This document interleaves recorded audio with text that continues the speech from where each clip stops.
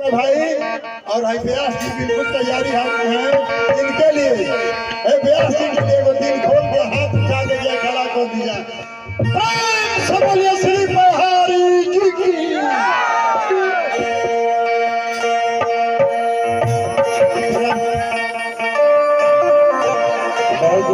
हम प्रिंस प्रेमी भोलुकवा निवासी चल के आई बने और बहुत खुशी होता सिकराटा गांव में बिहारी के बुनिया के धाम में जितना भी नौजवान साथी बुजुर्ग माता बहन भाई बंधु जो भी दूर सब आयल सबके चरण में प्रणाम करते हैं। एक बार ताली बजा का आशीर्वाद करो। आज बहुत खुशी बा उमंग बा कि हमरे गुरु जी के कुटिया में अपन अपन समय गंवा के सब कोई आई और भक्ति के आनंद ले हमरे गुरु जी बिहारी जाए रहे सबको आशीर्वाद ले हमू आशीर्वाद लेनी। सबसे चाहब सबको यहाँ पर गुरु जी के भक्तगण जुटल बा और सब कोई से चाहब कि एक बार पूरा पूरा जकरा के गुरु जी हाथ दिले बनी पूरा पूरा उठा ली सब जकरा के दिले और प्रेम से जकरी बोले के बा प्रेम से बोली बिहारी जी महाराज और हमारे जितना भी गर्जियन है जितना भी हमारे संत महंत गुरु बानी जितना भी हमने कलाकार बड़ भाई छोट भाई जो भी बा गर्जियन बा मंच पर उपस्थित बा सब कोई के बार बार प्रणाम चली हमनी के अपन भजन को शुरू करिए।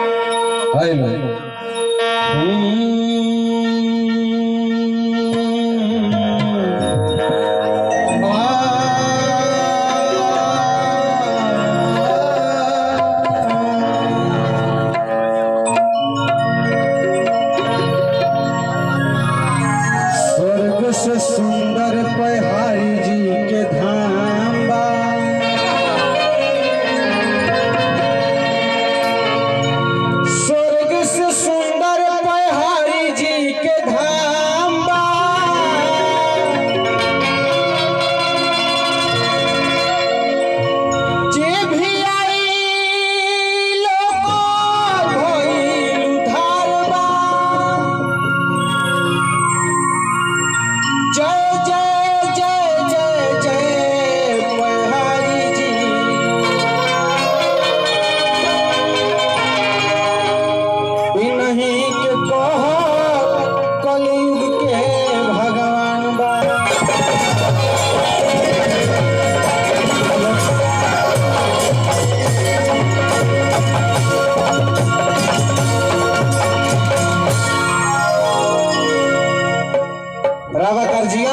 हर शब्द को समझतानी।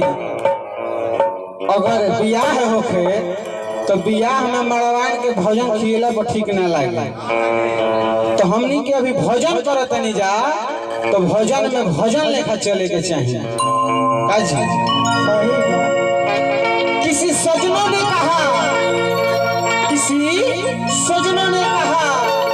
कि जिस कार्य के लिए जहाँ पर जाना चाहिए अगर उसके लिए दो लाइन कहा जाए तो सोचिए कि आपका सब कार्य पूरा हो जाएगा। जियो से किसी सजनों ने कह चुका कि सजनों और दुर्जनों में बड़ी अंतर होता है। ऐसे एक मिलत की प्राण हर ले एक बिछड़त की दारुण दुख दे। रावा सब अक्सर गांव में अपना देखत हो अगर भोरे भोरे कोनो भेटा जास तो कहल जाला भोजपुरी में कि कहां से आगू रे सुबह सुबह माथा चाटे तो ओकरा के कहल जाला कि एक मिलत दारुण दुख दे ही दुर्जन हो आ स्वजन के एक मिलत प्राण हर ले। यानी रउआ सब गांव में सुन ले हो बड़ा अफसोस होला अवहेला फन्ना चल गई कितना सुंदर रहले ओइसन के सजन कहल जाला ते दोनों में अंतर बा।